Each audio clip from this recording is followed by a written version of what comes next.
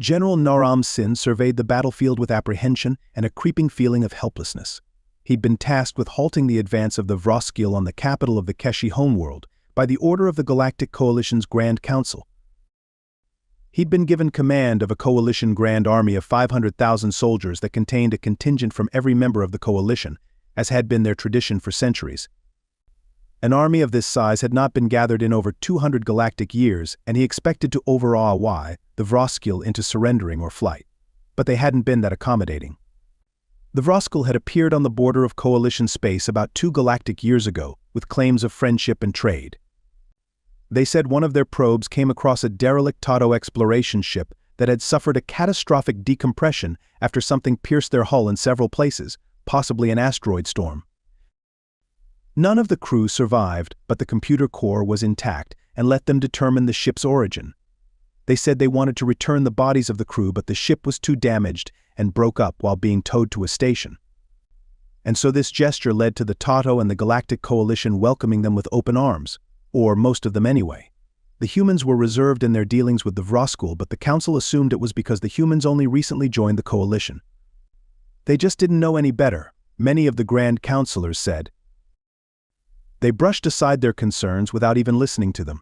Others thought they were jealous of the trade deals the newcomers were making, especially the markets the humans had yet to gain access to. Eventually, the humans gave up on their attempts to advise caution in dealings with the Vroskil. It was 6 months ago they found out that humans were right not to trust them.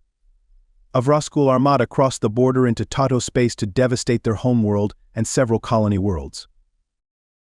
There were few survivors, and those that did reported outages in subspace communication and power grids. After determining the same thing happened at the same time on the other colony worlds, it became obvious they were sabotaged by the Vroskil. All their claims of wanting peaceful trade were just an excuse to scout coalition defenses and future targets. 4 systems fell before the sluggish coalition military tried to fight back, but having been at peace for over a century meant their navies were better suited to fight pirates than full-size warships. Once again the humans tried to warn them, but they weren't as technologically advanced as the rest of the coalition forces, so what did they know?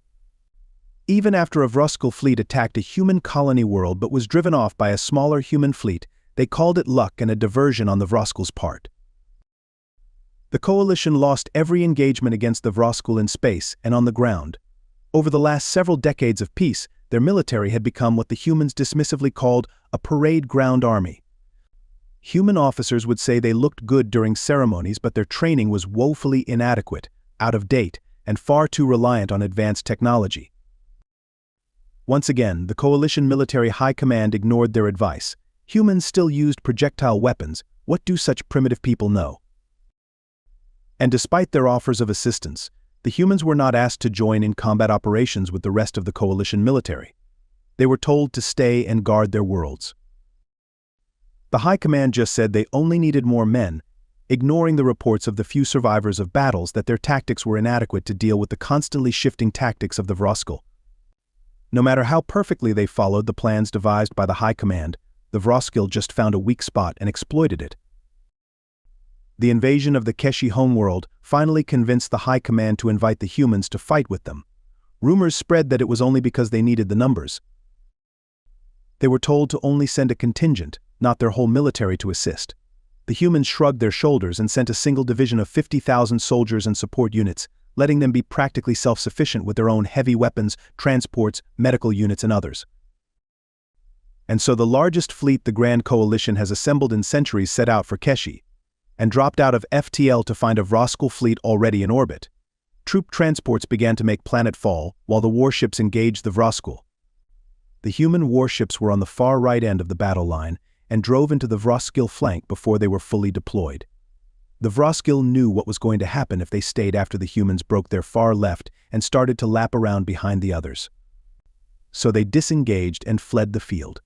The fleet admiral thought they'd fled his superior numbers. The humans didn't waste time trying to correct him. General Naram Sin watched his army disembark with satisfaction. Decked out in their gleaming body armor, marching off the ships in step, lined up in neat rows, and presented their pulse rifles, just like they were on the parade ground before the High Command. Well, except the humans, their body armor was a dull green, and several of them trotted off in different directions. Others helped unload their equipment of archaic weapons. Their weapons fired small projectiles via chemical propulsion. There were vehicles with long tubes sticking out the top. They called it a self-propelled gun. And they had a variety of other weapons, even some type of knife. How primitive they were. General Naram Sin had no idea what to do with them, so he left them to guard the landing ships. The human officer seemed annoyed but saluted and told his troops to dig in. The humans began digging all kinds of holes around the ships, but the general didn't understand why. Were they going to hide from the enemy? How cowardly of them. Once all of his troops had disembarked, he formed them into a column and went out to find the enemy, minus the humans, of course. They looked impressive in their shining body armor and perfectly ordered columns. The Vroskil would take one look at his vast numbers and run away. He was sure of it and took no effort to send out scouts on his flanks. He didn't need them since his hand scanners would suffice. His sensors finally found the enemy army, and it wasn't even 1/4 of the army he led. He deployed his troops into a battle line and marched to meet the enemy. His army finally caught sight of the hated Vroskil. The Vroskil fired a few shots before they turned and ran away. General Naram Sin laughed when he saw them run away. He knew it, but they wouldn't get away. He ordered his army to chase them, and being the fastest race in the army, ordered the Norcane contingent to catch them and pin them down until the rest of the army caught up. With the Norcane sprinting ahead, he ordered his troops into 4 columns and followed at the double quick. He smiled at the idea of his quick victory, and in the blink of an eye, everything changed. They'd just passed where they first saw the Vroskil lined up when the fleeing enemy turned around and opened fire on the Norcane chasing them. It was like they ran into a buzzsaw and hundreds went down. Caught by surprise, his army stopped their pursuit, and then the other shoe dropped. Vroskil soldiers popped up out of their hiding spots and sent a fusillade of shots into both flanks of his army. Their energy weapons pierced his troops' armor with ease, and they'd barely begun to return fire when the ground erupted around them when the Vroskil set off the hidden explosive charges they placed underground. This was the last straw for the untested army, and it shattered into its component pieces. It was every contingent for themselves. General Naram Sin managed to keep his people's contingent of Shirian troops along with 3 other races together, leaving him with 1/4 of the troops he started with. All the others panicked and ran. The Vroskil gleefully shot them down in great numbers. The general hoped that his group could retreat and escape in good order during the chaos, but there were far more Vroskil than he imagined, with shots from behind telling him they were almost surrounded. He tried to call for help, but all he got was static. The Vroskil was probably jamming his comm channels. Not knowing what else to do, he ordered his troops to take cover in the blast holes created by the explosions. The only saving grace for his reduced command is there were so many fleeing coalition soldiers that not all of the Vroskil fire was directed at them. But his troops were slowly being whittled down by the accurate Vroskil fire. Their heavier weapons made this terrifying thunderclap when fired. Its psychological impact was almost more dangerous than the energy bolts it fired. He could see the increasing panic on the faces of the troops he had left.